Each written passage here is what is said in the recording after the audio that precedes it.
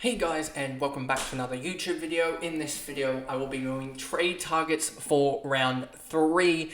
This is one of the 4 videos that's getting recorded and posted today in between rounds, so it is a very jam-packed sort of day. This will be the case with a lot of these, with having the sort of game on the 7:15 p.m. or whatever to end the round. That'll be recorded in the morning alongside 4 other videos, but it will be more jam-packed because these almost have to be released hour on hour because we have the 3:30 start in Albury today. But usually it will be a 7:15, which means that I can space them out a lot more for you guys. But obviously, it being a 3:30 start, they need to go out before first ball. It would be quite funny if my either my team preview or my trade targets or cash cows didn't come out before first ball of the round. That would be quite sort of pointless, especially given that a lot of the time the first players that play are on the double, and that's who we're sort of targeting. So anyway, before we get into the video, remember to like and subscribe, turn the notification bell on so you know when I upload, and let's get into the trade targets for round 3. So as you can see here, I have the most traded in players, because usually that sort of gives you an idea of who's going to be traded in, etc. And this is after, well, this is recorded at 9:40 a.m. on the Saturday, so a lot of people have already done their trades, so you'll sort of see a general trend. But anyway, let's get into it. So Fraser McGurk, 6.6% traded in up to a 42% owned, and this is the perfect trade in if you don't have him. 98k, -2 break even, heading into a double with a -2 break even is quite ridiculous. So yeah, I don't know whether that break even is something like, because his price is 98k and that has a set sort of average. So I don't know whether his break even is -1 and that's just doubled because he has the double game week, or whether that's he has a break even of like a -20 and then it's a plus whatever 98.2 is priced at, that gets him back up to a -2. But he might have lucked out by it if it goes by the former system, but if it goes by the latter, he's still got a -2 break even and a double game week, so he will be on field for me, as there are some single game week guys that I want to fade, which you'll find out in my team preview in a couple of hours time. Then you have Quinton de Kock, and this gun, as you can tell probably by that, it gives it a little bit away. Quinton de Kock, I reckon, is still a good trade in. He is a type of guy, just with his ownership now at 27%, and that will rise. I'm telling you, that will rise to probably close to 32% owned. It's going to be tough to fade the guy, and he could be the wrong call in the end as a keeper, but there aren't many other batters, and he's on a double with, he's got in his double Hobart and Perth is a bouncy stadium with his pull shots. Could be interesting to see there. But he's in the form of his life after the World Cup, and he's had a game in which he didn't play. It says round 1 he played only 1 game against the Sixers and got, I believe it was a duck, and then round 2 I believe he also got a duck as well. So he's off the mark with, I think, 2 ducks in the BBL, but hopefully he can improve that a little bit, as that will be, I think, a very good change, as I just make it a little bit brighter for me so I cannot see anything. Glenn Maxwell, another guy that's traded in. I'm surprised a lot of people didn't start with him, but 60% owned. I think a lot of people did trade him out after the injury that he had for round 2, but it was a bye week, so it didn't matter, and he's back into the side for round 3. Next in is Will Sutherland, another. So these guys are all guys that I would be saying yes to trading them in. And there is, yes, Quinton de Kock is a little bit more of a risk because he is a batter, but he is a keeper, and keepers generally get, say, a catch every game sort of scenario, and that's roughly what he should be getting. And yeah, I reckon that if you look at Quinton de Kock, actually, as he got 0 and then total points 0, so we went, yeah, okay. So he does need to pick it up with the bat, but I reckon he can do so after having 2 games in the country.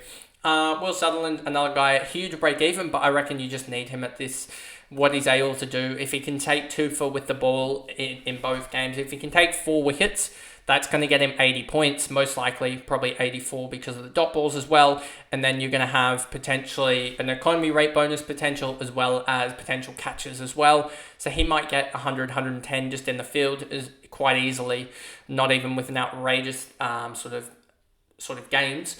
and there is a potential that he could get 146 in just the bowling department, and then the batting wise he could easily add another 50 or so there, so he could easily go ton, and then end up with 200, so he's sort of an unmissable guy. Marcus Stoinis, an interesting one, a guy that I attempted to go with, but am not going with in the end. And that's just because he's got a huge break even, and the factor is that with me potentially holding a lot of high priced guys, it's going to be hard to trade out around them if he does lose a lot of cash. So Marcus Stoinis is a guy that I am going to be potentially holding for the at the moment, holding off from at the moment, and we'll see in round sort of 5 what we do with that double for the Stars. Hilton Cartwright, a guy, again, I do not want to go for necessarily, just even though he's got that 16 or 17 break-even, as you can see, an 83 break-even difference between him and Stoinis. I don't want to go for Cartwright just because he's a batter only, isn't going to bowl, and I don't really like that prospect, to be honest with you, as much. Majib, 103k. And the only reason I wouldn't be going for him is apparently he's supposed to leave halfway through this round. And with the Pakistani boys, it's suspected that the Pakistani boys, if we... I actually cannot do that, but I think they play their last game on the 28th and then fly out. But they should still be able to fly to play on the 26th. But it's also expected for at least the Melbourne Stars guys that Ralph and Usama Mir, that they're going to get their extension, and that'll help them play longer. So you have Majib, and I think he's flying out halfway through, so I'm pretty sure he's not available. Cam Bancroft, I can understand this one a little bit, but 167k for a batter alone outside of a double is quite a steep price to pay, and I wouldn't be paying that necessarily. They sort of need to, if they're in the batter slot, they got to be an all-rounder or almost have a triple or be so high ownership that it doesn't really sort of kill you if they sort of don't score. So I don't reckon Cam Bancroft would be one guy I'd look at, to be honest. Maybe next round when they're on their double, but not at the moment. Aaron Hardy, I can understand people, but this feels like people are chasing the points. He scored points last round with an 86. If he gets a good ball this round, he gets a 0, doesn't even make cash. He probably actually will now bowl, so there is potential now with Turner out for the season, actually now thinking about it, that Hardy becomes a much better option in their doubles. So that is actually an option there. But if he gets a good ball, and I will be looking at him in his doubles. But if he gets a good ball and gets out for 0, and you're stuck with like a 12 or something like that from him, and he doesn't even make any cash, then he's into the buys where he's got 2 buys in a row where you could just be using. Most people have Cooper Connolly, so I reckon Cooper's a better option at the moment than Hardy. So I wouldn't be trading in necessarily Scorchers guys. I would almost be trading them out if you have them, but also some of them are big time players like Hardy, like Richardson. So you don't want to be trading those guys out because you can wait around and they could be huge. They could be decisive in this round 3. Chris Jordan, understand that. Minus 26 break even, 126k. I wish I could get to him, but just cannot get to him with the price that I've got on, with what I've got for prices, given that I want to sort of almost upgrade a guy from the bench in Darcy Short up to someone that is playable, I guess, or more playable. Bo Webster, understand that. Probably not going to get a bowl, as they do have 5 genuine bowlers, and then they've got Maxwell, and then they've got Bo Webster. But could be interesting when Dawson leaves. Dawson should not be a trade-in for people. Just saying, he is leaving halfway. He was only contracted for 3 games, so he's leaving halfway through this double game week. So not a good player to trade in. And Bo Webster at 163k. I think he could definitely get a chance to bowl, but they have Ahmad Wazeem coming in. I believe that's his name, coming in for the second half of this double game week, as well as round 5. So Webster's potentially a guy I look at round 5 if I see his role improve and he gets some overs, but not at the moment. Nikhil Chowdhury is touted to actually go out of the lineup, as he was just a Wade replacement, which is really not the smartest idea, because Mitch Owens is a worse cricketer. So I reckon he just doesn't get a game. I don't think he's as liked as in Hobart as he is around by a lot of Supercoach guys. So I reckon just hold off on this one, as he is a massive potential to be traded out. Well, not be traded out, sorry, to not play and just be another sort of dead pick. Behrendorff, I understand it but this is just points chasing at this point. As he is going to have the double bye. Zampa trading him in. A lot of people more trading him out on the double. Oh, sorry, that's season change, sorry. Let's just check what he is traded out by. 63, okay, good. So a lot of people are trading him in, which is a smart call, as he is the spinner for both games, given that Majib is out for the second game, so he may be the only spinner. Harris Ralph getting in, and I think this is also a smart trade in. I think he's good. Then you have Rogers, Steckity as well there. So there's a lot of guys here that are potential, I guess, trade-ins as well. But I don't mind the Zampa, Ralph, Rogers as well, the bowler. Yeah, I think that's a good trade-in. Steckity as well. I think that could be a good trade-in. I don't have him at the moment because I've got Richardson. And don't think I can get up to him, but I think Steckity is a guy in round 5 that you can look at. But I'm also thinking about fading him this round because they play at Albury, and Albury is a massive chance for him just to go 4 overs, none for 40 with the small boundaries there. So just be a washout, because there are going to be some guys that go absolutely and get smoked tonight or this afternoon in Albury. Zach Crawley, again, chasing break-even at this point. Probably will have a negative break even going into his double buys, and then you can come out of it, and then you can chase his break even with the doubles.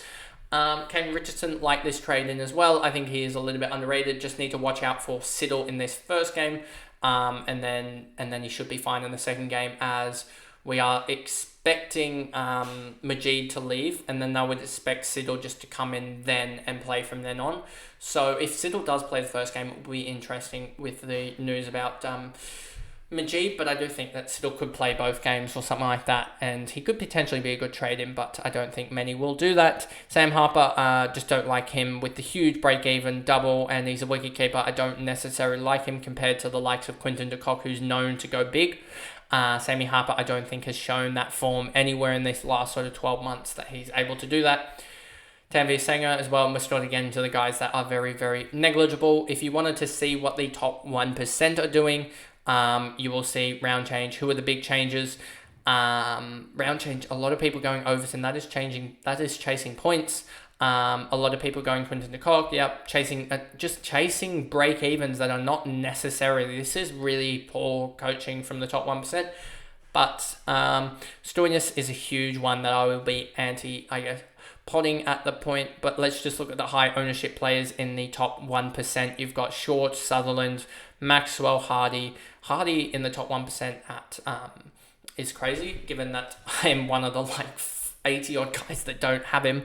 Fraser McGurk, and then Darcy Short as well. Darcy Short's round is dropping, as a lot of people are trading him out, because you can, with the way his price has moved, going up 14k, you can almost get him up to another playable guy, which will be a lot more valuable in my opinion. So that's why I've potentially made that move. You'll see that in the round preview, which will come out in a couple of hours.